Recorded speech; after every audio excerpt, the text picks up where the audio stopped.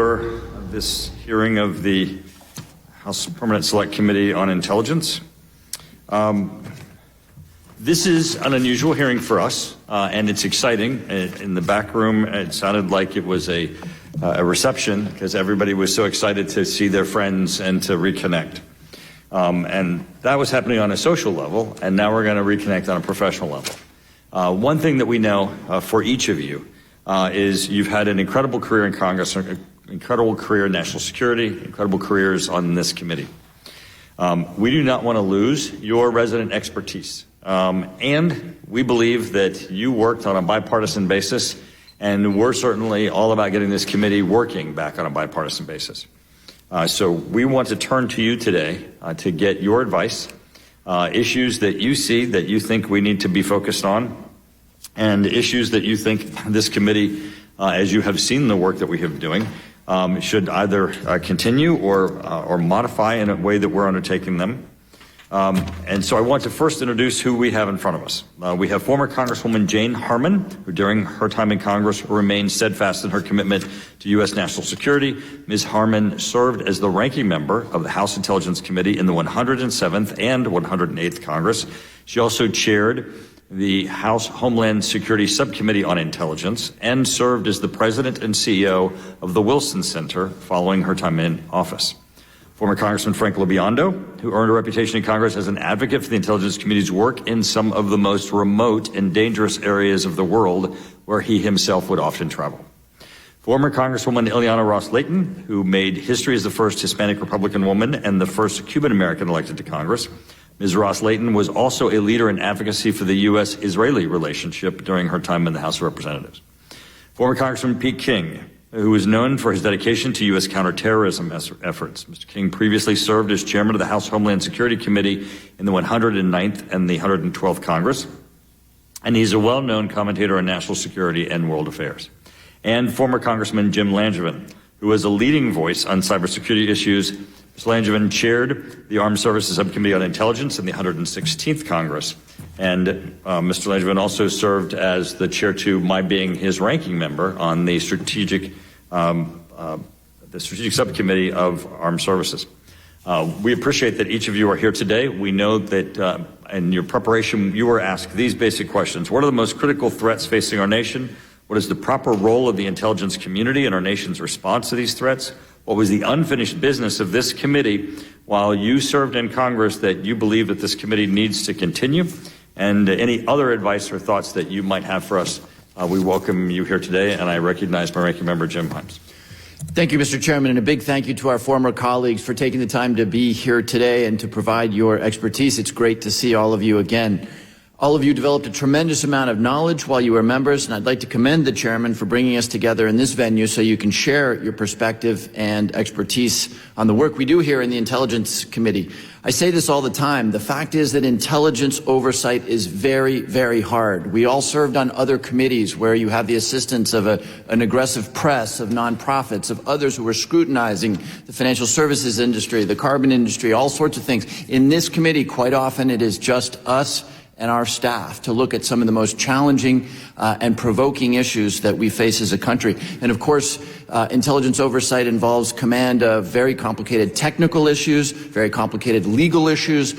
It is difficult in the short time that we are given here on this committee to develop the expertise that really does the American people proud by making sure that our intelligence community is both immensely capable, but that it operates inside the values and the legal bounds of the Constitution.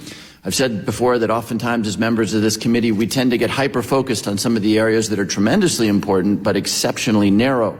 As people who have sat in these very seats previously, my hope is you can point us to areas where we should be focusing on more holistically instead of risking losing the forest for the trees. Finally, China. There's obviously lots and lots of challenges out there, but the challenges and opportunities posed by China, I think, are very different than things that we've seen in the past. Often my colleagues, I think, inappropriately invoke the concept of a new Cold War. The reality is that when we were in the old Cold War with the Soviet Union, we did almost no trade with the Soviet Union. They did not own $1 trillion of our sovereign debt. We did not have the same common interests that we have with a country like China that, even as we have those common interests, violates regularly the values that are so important to us as Americans. So I hope to hear your thoughts on how this committee and Congress can thoughtfully and in statesmanlike fashion approach this critical issue. Again, thank you for being here today, and I'm looking forward to a great discussion. And Mr. Chairman, yield back. Thank you. We'll proceed with opening statements in this order. Ms. Harman, Mr. Lobiondo, Ms. Ross-Layton, Mr. King, and Mr. Langevin. We'll begin with Ms. Harman. Is this on? Yes, it is. Good morning, everyone. I served with some of you, as we all did, over the years. And Darren, I remember your father so fondly. Please say hello. And I served with all these people, and it is just enormously exciting to have a reunion of people dedicated to the intelligence enterprise. I was thinking that on 9/11, just before I became ranking member, I was walking toward the dome of the Capitol at 9 a.m. to remind that is where the Intelligence Committee rooms were, in the dome of the Capitol. Everyone thinks now that that was the intended target of the fourth plane that went down in Pennsylvania. They were aiming at us. They were obviously aiming at our government and could have maybe caused a continuity of government crisis because Congress did not have a thoughtful plan of what to do if the Capitol were attacked. But it has been a long road from then to now.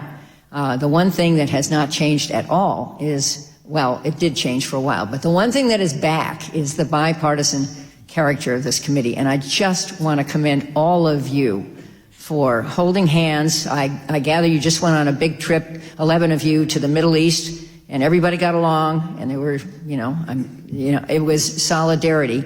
And to remind what I said, of what I said back in the day, the terrorists won't check our party registration before they blow us up.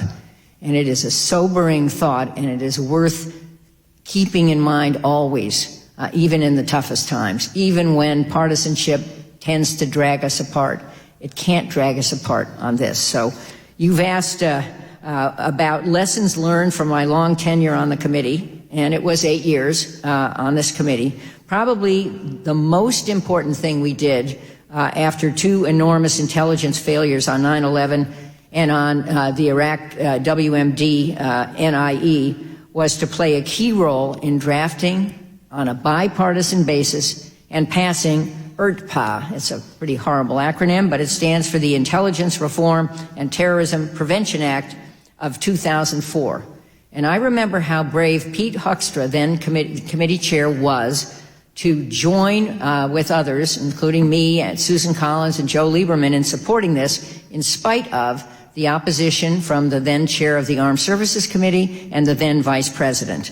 The president was for it. They were against it, and he bravely stood up, and it passed on an overwhelming bipartisan basis. So, as I said, my first piece of advice is to fight to keep the bipartisan reputation of the committee and to make certain that the overarching mission is to protect our country, not one's reelection. Not that reelection doesn't matter, we all get this, but put the country first. And I applaud this committee. Let me go to the topic I really want to address, for creating a bipartisan working group to focus on the reauthorization of Section 702 of FISA. Again, to remind, in the 70s, I was working in the Carter White House when the Foreign Intelligence Surveillance Act passed on a bipartisan basis to correct the abuses that had been identified by the Church Committee. It also set up this committee back in the day, and FISA was strictly adhered to over many, many years. And then it turned out that after 9/11, the administration, instead of following FISA, went through the Office of Legal Counsel in the Justice Department and came up with a series of opinions to justify practices outside of FISA. And when Congress found this out, which we did, it was disclosed by some reporters, and then President Bush 43 partially declassified a program that was underway. That would be Congress, not just one party, worked to amend FISA, to modernize FISA, which should have happened long before, and to include Section 702, among other things. It wasn't perfect. Guess what? Legislation is often not perfect. It probably needs to be updated and tweaked, but it should not expire. It should not expire. That would be hugely dangerous. And I just want to make the point that this committee is on the case, and I really appreciate the efforts of all of you to try to find the best answers. My second recommendation is to make AI, artificial intelligence, a central focus of your work. To do this, you need technical capacity in your staff. You also need technical capacity in your own heads, but I would suggest that digital natives, some of you may be that, I am not one of those people, really have to understand how the technology works in order to help you embrace it, put guardrails around it, and to understand that AI has huge dangers, but it also has huge advantages. And as open source intelligence becomes an increasing part of the intelligence enterprise, AI will be all over it, and you have to understand what can happen there.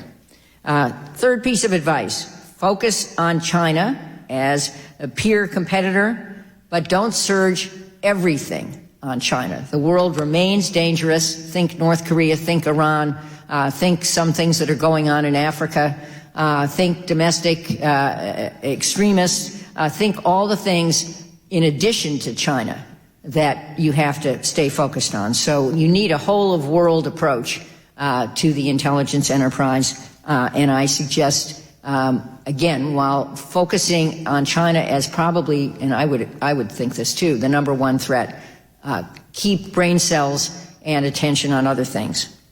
And finally, the IC in Congress should be commended for understanding that declassified intelligence has a role to play in deterrence and broader U.S. security. The declassification of intelligence on Ukraine was central in preparing the Ukrainians for the fight and ensuring that the world recognized Russian aggression for what it was, and for making sure that the Russians knew that we were staying one step ahead. Back in my day, not only was there overclassification, which remains a problem, but there also was an aversion to any declassification. And it's a very good, I think, deterrent, and it was used skillfully by our intelligence community this time. So in conclusion, many of these tasks are different now from my days on the committee.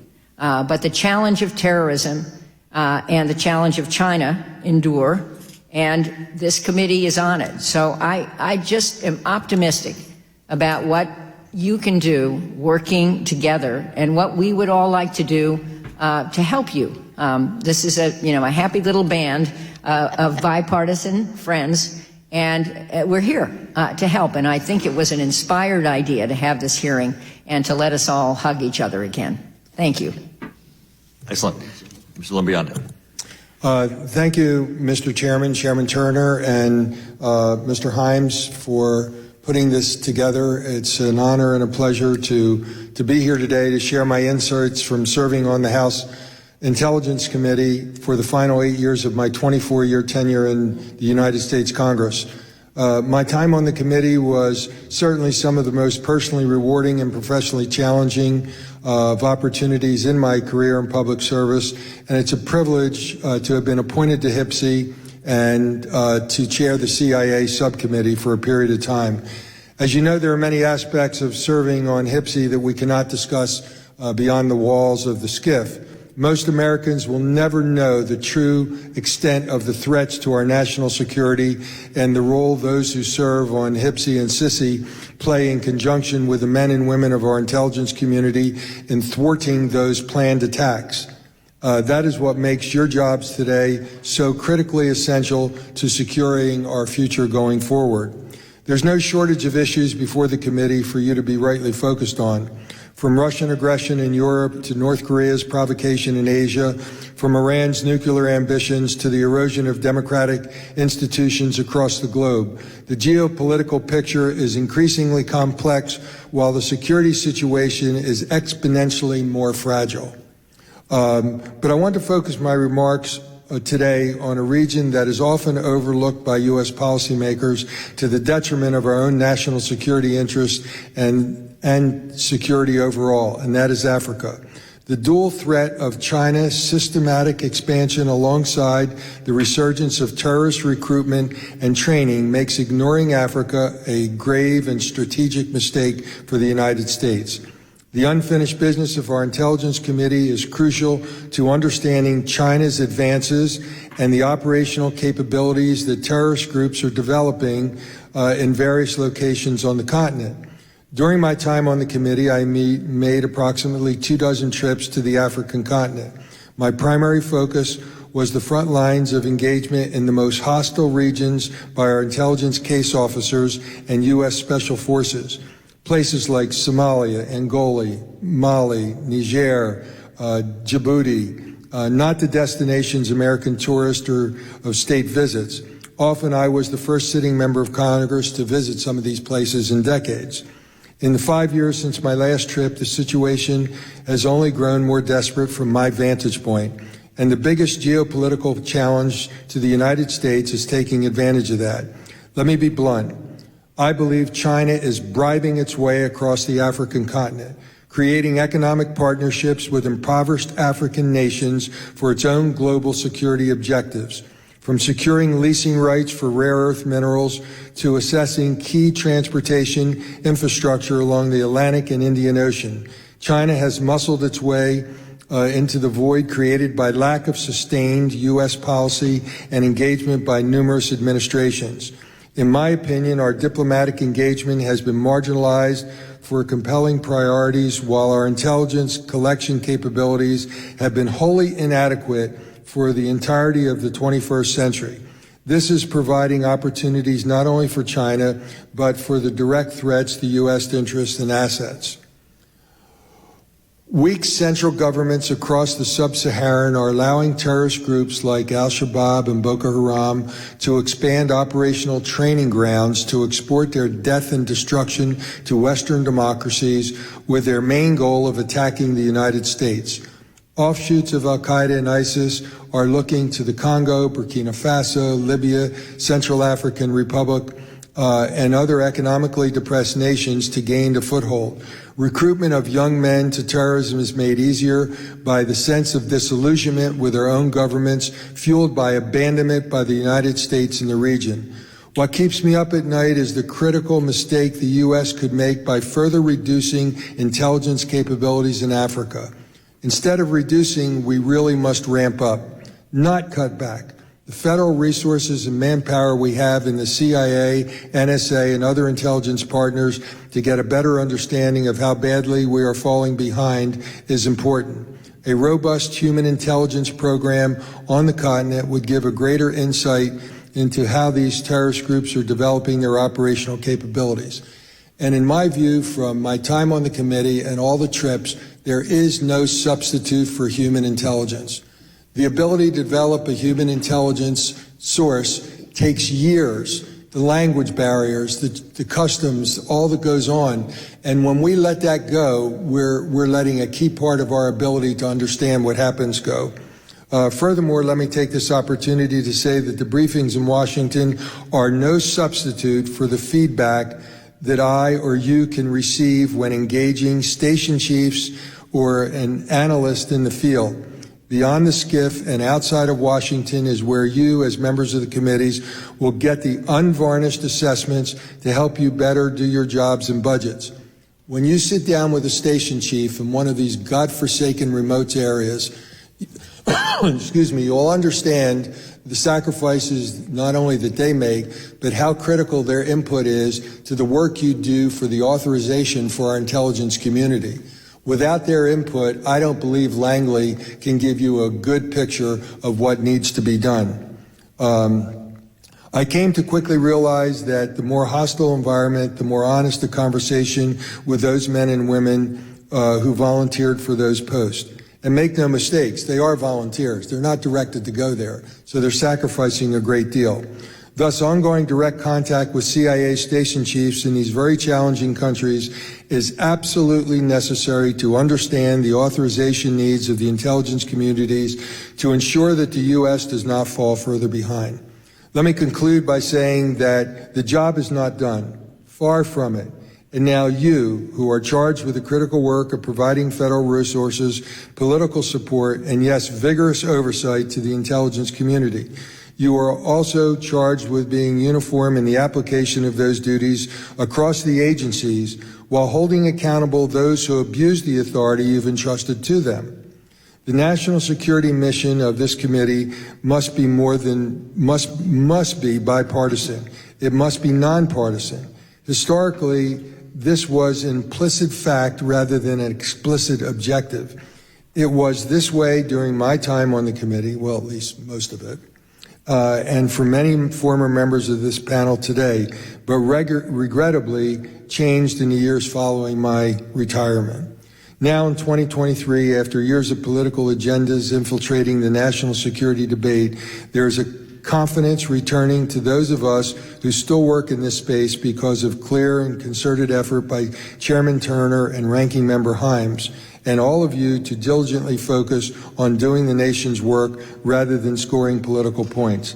On behalf of those of us who are encouraged by what we've seen so far, from your joint media appearances to the recent bipartisan CODEL, intelligence partners in the Middle East, the tone you have set gives me hope that HPSCI is once again focused solely on the national security mission of this great nation. Thank you for returning HPSCI to its fundamental roots, and because of that, I sit here before you as a willing partner and resounding advocate for your efforts, and hope that my testimony can be helpful to your critical work, and I look forward to any questions that you may have. Thank you once again for this opportunity.